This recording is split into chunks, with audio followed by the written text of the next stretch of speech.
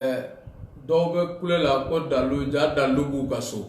Pour moi an tɛ an da don kuma la tugun an bɛ taa ɲɛfɛ mais Bacili y'o kuma min fɔ n'i y'a mɛn bi a bɛ fɔ Bacili parce que kabiri Musa binna ATT nana n'a ye donc a n'olu ye baara ni wulikajɔ minnu kɛ ɲɔgɔn fɛ Mali de ye bonya di ale Bacili ma o ye kelen ye pour que bi ani général français bɛ se ka sigi ka kuma surtout à service des renseignements militaires a n'olu ka sigi ka kuma ko ka kuma jamana ko ka diɲɛ mara cogoya kan ɔ e Bacili i ko kibaruya fɔra i ye k'a mɛnna ko an bɛ taa don Mali la ko 2012 ko Mali ma deli k'a ɲɔgɔn ye i y'o mɛn i b'a dɔn mɔgɔ min don a jɔyɔrɔ a n'a kumakan a bɛ se ka kɛ o tilala ka kɛ janvier 2012 ko taa donna i b'a fɔ a fɔra cogo min ka se bi ma bi de 7 ans après Malien ba 10 ani kɔ o de nin taɲana finitigilaka ani civil la ka Mali crise daminɛ ka se bi ma o de nin taɲana mais Bacili y'i sigi k'i mangu dɛ a ye ministeriya kɛ o wagati kelen yɛrɛ kɔnɔ fɔ ministère fila ministère belebeleba fila kiri ministériso min yɛrɛ la n'a ka di ka plainte don a bɛ se k'a don diɲɛ institution bɛɛ la ka bɔ la ka na dugukolo ko o ministeriya kunna Mohamed Ali Bacili mais a y'i mangu a kuma ka kɔsa na da a bɔra n'a kibaruya ye donc an bolo leçon ye fila ye Bacili wuli i yɛrɛ ma i ka taa jamana service de renseignement minnu bɛ yen ka taa lase kɛ ni ne fɔra ɲɛ a fɔra karisa fɛ a dalu n'a fɛnw bɛɛ filɛ o da ka di i la mais ni Bacili m'o courage sɔrɔ ka bɔ ka t'o fɔ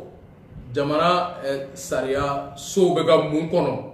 n'u tɛ Bacili wele parce que le silence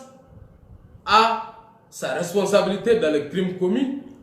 bingali kɛra e kumakan i kun bɛ se ka niw kisi i y'i mangun niw bɔra malidenw fagara ka jamana sigi a sen samara kɔnɔ ka musow jeni ka mɔgɔw laboli bɛɛ k'i sigiyɔrɔ bila mɔgɔ 100,000 ni kɔ maliyɛn 100,000 ni kɔ o de sigilen don dafɛ jamanaw kɔnɔ ko réfugiés u tɛ se ka na u faso kɔnɔ o ye déplacés externes ye internes minnu bɔra Gawo ka na Bamako ka taa Sikaso ka taa Kayi o ɲɔgɔnnaw internes mɔgɔ yɛrɛ t'u da dɔn donc pour nous il est grand temps que Bacili k'i assumer plainte de ne Bacili ma wuli a yɛrɛ ka taga ko in tɔ ɲɛfɔ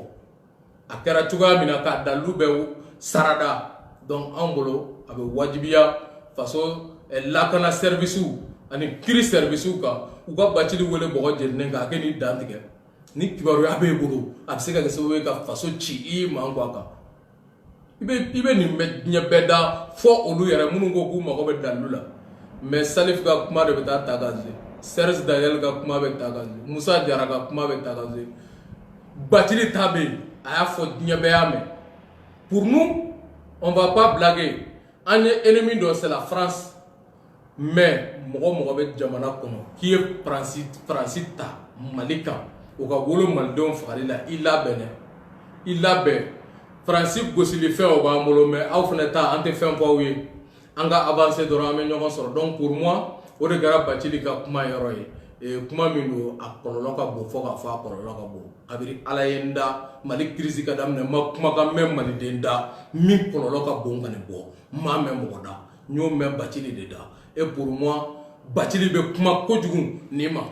don o don Bacili bɛ kuma la mais kuma nafama Bacili da panneau kunna mun na parce que nationalité française de bɛ Bacili bolo a ma sɔn ka min fɔ mɔgɔw ye a don kama o de ye tiɲɛ ye et pour nous est-ce que a ye Faransi de sugandi wa walima mun de bɛ yen mun bɛ yen il est important que Bacili ka bɔ o de clarifier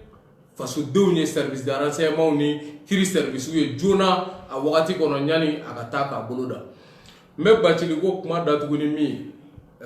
o kɛra a taara congrès kelen na tugun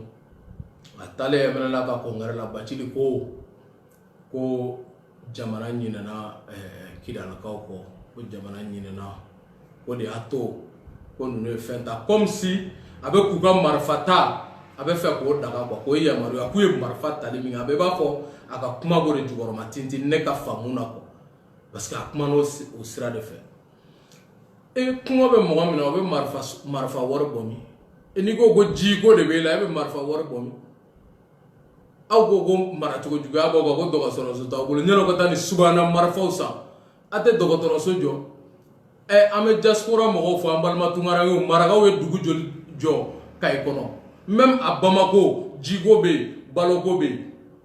maracogo juguya ye jamana kɛ fantan jamana ye Amadu Jikɔrɔni ko nous sommes en train de mourir de faim sur une montagne d'or ko an bɛ ka sa sanu kulu sanfɛ mais kɔngɔ banna parce que hakilina tɛ ka baara kɛ parce que mɔgɔ minnu bɛ yen n'u bilara ka miiri jamanadenw ka hɛrɛ bɛ sabati cogo di jamanadenw ka tɔɔrɔ bɛ dɔgɔya cogo di olu ɲinɛna jamanadenw kɔ ka miiri u yɛrɛbakun n'u ka denbaya la o de nana wolo nin na donc pour nous o kɔlɔlɔ b'an bɛɛ kan ni e taara ka taa particularité kɛ yɔrɔ dɔ mɔgɔw ta kan surtout minnu ye marifa ta indirectement c'est comme i bɛ k'a fɔ jamana ɲinɛnaw kɔ a ye marifa tali min kɛ aw jo don o bɛ se ka wolo mun na Kayi bɛ se ka marifa ta ko sanu ni fɛn caman bɛ bɔ yen olu ka diaspora bɛ contribuer Malien de l'extérieur bɛ contribuer Sikaso bɛ se ka marifa ta olu de bɛ sɛnɛ kɛ Segu bɛ ten ainsi de suite pour nous Batile ni kuma min fɔ kuma girimanbaw don kuma faratilenbaw don jamana ci kumaw de don il est important a ka bɔ joona ka taa ni kuma ninnu clarifier avant que ça ne soit trop tard parce que tolérance zéro an b'o de kɔnɔ sisan merci. D'accord, an y'a ye k'a fɔ ko mouvement dɔ ni o ye mouvement populaire pour la démocratie donc meeting ba labɛnnen fɛnɛ don démocratique et populaire voilà mouvement démocratique et populaire voilà maintenant sini ko mouvement meeting dɔ labɛnnen don donc i bɛ se ka welekan jumɛn da meeting in na ni kuma laban b'i bolo ka di an lajɛlikɛbagaw ma.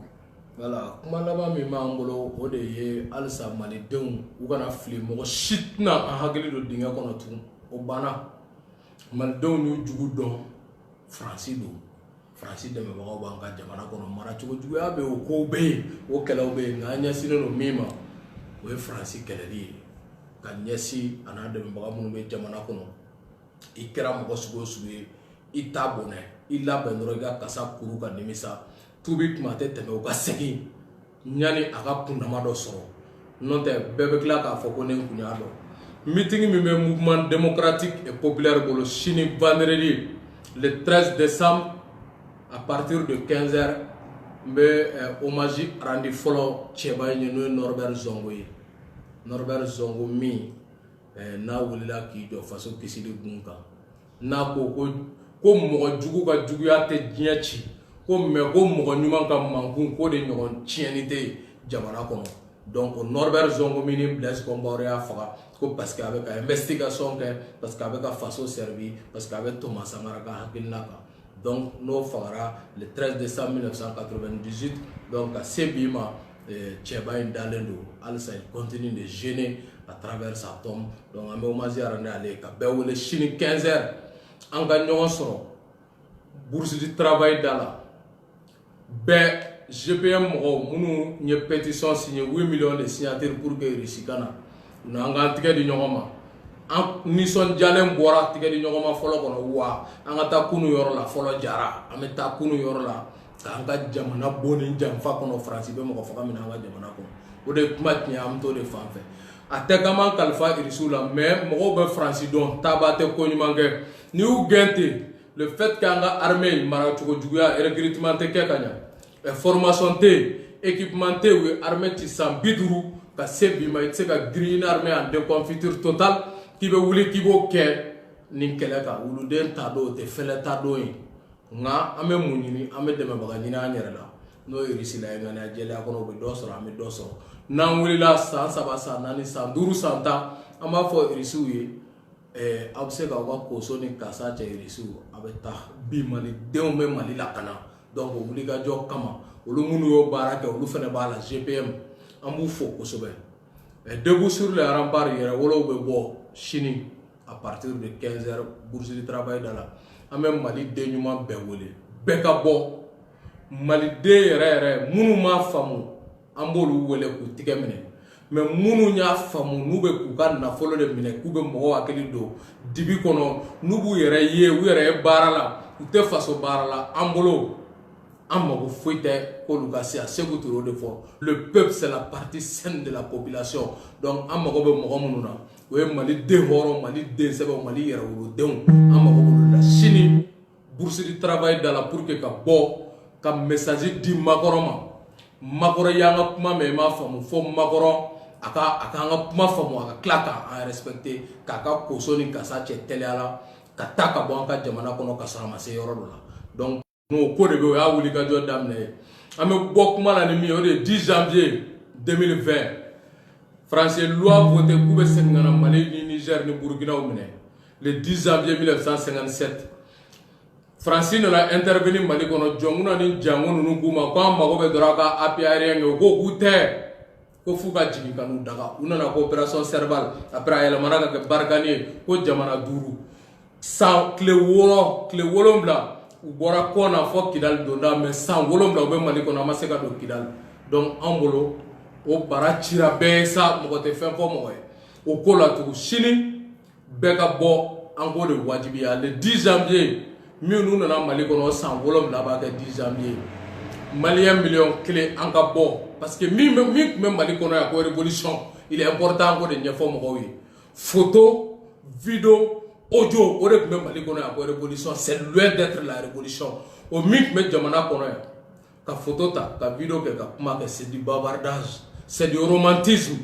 bibina nous sommes dans la vraie révolution menée par des vrais révolutionnaires amo ko là et nous sommes prêts pourquoi la révolution est couleur rouge pour sa couleur et pourquoi il va mettre révolutionnaire ou fakara parce qu'ils sont prêts à aller à l'ultime sacrifice donc Mali bo gune kono bi humiliation ni affront min taraka anga jamana e segere anga bo kuma kono Mali donc anga bo kuma kono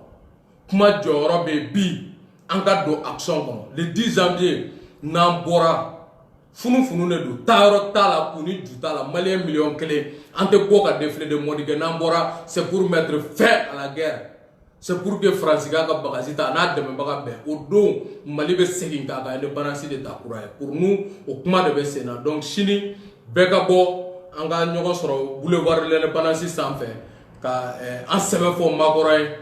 ka sebe fo anga jamana nyemo mara to jugu munu be France ka chila ka sebe fo faso de jugu yi no borala atobe na donc Modibo Keita debout sur les remparts. Voilà, et lié précisé quoi? Chini lié précisé. Lié bourse du travail d'Ala à partir de 15h. Donc, nous n'avons pas sur le boulevard sans faire. Parce que Mali Kama, où les gars job de faire la nuit, donc demain vendredi, ni Juma Jiginadron, para en sur boulevard quand bourse du travail d'Ala. Façon qui s'y vit au Kuma de Bessena. Voilà, ne me fait pas préciser, comme en global à Dobe Gafoko, un français est débuté document, mais un sentiment anti-français. Donc, il y a essayé de préparer pour montrer aux gens qu'elle était français, peuple contrôle. Parce que Ali Modo est français, territoire quand, ou lui est français politiquement qu'elle est. Donc, il y aura une fait gagner pour le document en la mémoire de femme. Voilà, Amadou Tcheba, Francis, ambassadrice donc, mais mademoiselle Evelyne Decor, a envoyé un atarana sigra kapmanikao. Du moment que tu as cité que France, ambassade dans la envoyé un akmana, ni kmanu nuka. Ministre, ou a envoyé, États-Unis ambassade ou a envoyé, Algérie ambassade ou a envoyé, on est une belle kman info. En boulot. Sentiment côté, on ne sommes pas dans une fête de Saint-Valentin.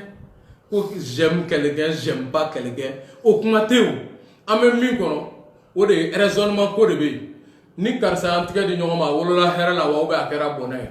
a wolola am fakalila o karsa mentika boy bulu ta mentika di mo werema ni mim se ka antika di nyoma hera ka bonya pour nous au cours de B vous faire macron me fait un débat déplacé ko on yere de français fait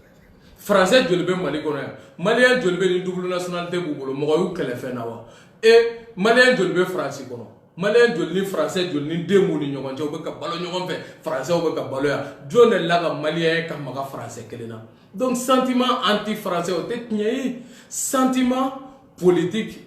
sentiment anti politique française au début ay faire minta nyesi en façon ma na wolola en façon chili là en tout fait. Donc pour moi, au Kuma de B, et c'est simple comme bonjour. Ni famille ka no ni fait mais comme mo de sonner et tubabu ye mo sonner français. Sinon kabri Modibo Keita quoi aller ou ga Jacques Foccart nous kabri luga tana Jacques Foccart nous monsieur France Afrique de Gaulle gatanga c'est fort bi Macron gata au politique kele ne be sena e mana wulu bi balma dobli là ka essayer qui fa qui manku qui kechuga même bi peuple de wulu no qui ça ne marche plus. u ka ɲi ka bɔ de kɔnɔ ka stratégie falen donc mɔgɔ si tɛ mɔgɔ contre la minnu b'a fɔ ko Faransi drapeau bɛ ka jeni Mali kɔnɔ yan Faransi drapeau jenini o t'a yira k'a fɔ ko malidenw tɛ ka malidenw bɛ ka Faransɛw ban Faransɛw la dɛ o t'o ye dɛ o bɛ mun yira Faransi pour que u k'a dɔn u bɛ politique impérialiste min kɔnɔ o symbole o de b'u ka drapeau o b'o bolo comme o symbole de o de bɛ kan ka jeni sinon pas que autre chose Faransi député min n'i y'a fɔ kɔsa in na n'a y'u ka ministre de la défense parler interpellé o député in bɔra yan de a n'anw de sigira ka kuma ne Umar Marigo Sidiki Kuyate Ibrahima Kebe Abdul Kader Maïga a n'anw de sigira ka kuma Mali kɔnɔ yan ko mun dalu b'aw bolo ko Faransi de bɛ ka bin malidenw kan Jean-Luc Mélenchon ka parti mɔgɔ de don député de don le député Christian il est venu an y'a dalu bɛ bɔ k'a bɛɛ woyo ka da a ma o de taara ka t'u interpeller k'u k'u ka surasiw cɛ ko ka bɔ Sahel kɔnɔ ko ka na u ka jamana kɔnɔ ko don o don k'u bɛ ka faga ko Sahel jamana mɔgɔw yɛrɛ ko k'u ka baara u ma satisfait n'a ye ko le bilan est très nul très négatif donc o kuma min fɔra Français minnu bɛ Faransi kɔnɔ n'olu bɛ bini injustice kɛlɛ la donc an b'u fo c'est des révolutionnaires c'est le caractère révolutionnaire d'après Ernesto Che Guevara ale de ko surtout soyez toujours capable de ressentir au plus profond de votre cœur n'importe quelle injustice commise sur n'importe quelle personne où qu'elle se trouve, tel est le bon caractère d'un révolutionnaire. Que révolutionnaire te mɔgɔ ye min b'a fɔ ne ye malien ye hali ni malien taara bin keniyɛn kan n bɛ tigɛrɛ fɔ a la ayi ko révolutionnaire ye mɔgɔ ye min b'a ye ni bingali kɛra mɔgɔ o mɔgɔ kan a bɛ fan o fan i ka wuli k'a fɔ ko ka bingali jɔ an ka balo hakɛ jamana kɔnɔ donc d'après Che Guevara ils sont des révolutionnaires des Français patriotes bravo an b'aw fo Thomas Sankara bɛ bɔ ni kuma ye min na Thomas Sankara ko il faut que les peuples français comprennent